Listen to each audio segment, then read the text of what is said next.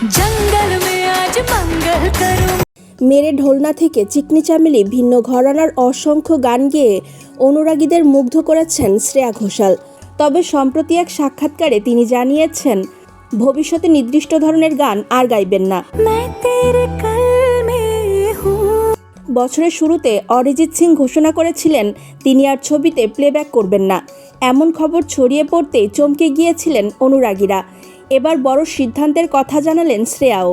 তিনি স্পষ্ট করে দিয়েছেন চিকনি চামেলি ধরনের গান ভবিষ্যতে আর গাইবেন না।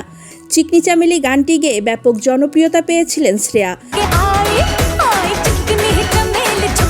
ছবিতে গানটি পর্দায় ফুটিয়ে তুলেছিলেন ক্যাটরিনা কাইফ। শ্রেয়ার কথায় তখন গানটি গাইতে তার অস্বস্তি হয়নি, কিন্তু সময়ের সঙ্গে দৃষ্টিভঙ্গি বদলেছে।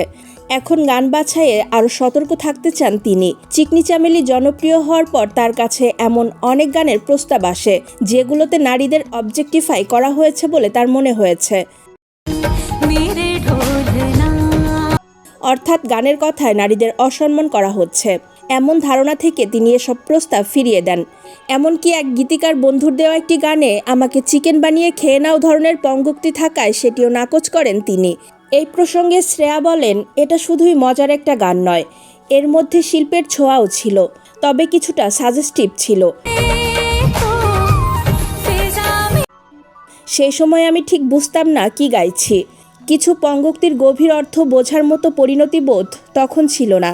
তিনি আরও জানান, একটি গান জনপ্রিয় হলে মঞ্চেও তা পরিবেশন করতে হয়, কিন্তু গানের কথায় আপত্তিকর ইঙ্গিত থাকলে শিশুদের সামনে গাইতে অস্বস্তি লাগে। তাই ভবিষ্যতে এমন গান আর রেকর্ড করবেন না বলে সিদ্ধান্ত নিয়েছেন তিনি। তবে মঞ্চে চিকনি চামেলি তিনি গেয়েছেন, এ কথাও স্বীকার করেছেন শ্রেয়া। তার ভাষায়, গানটা আমার ভালো লেগেছিল, কিন্তু এ ধরনের গান আমি আর রেকর্ড করব না।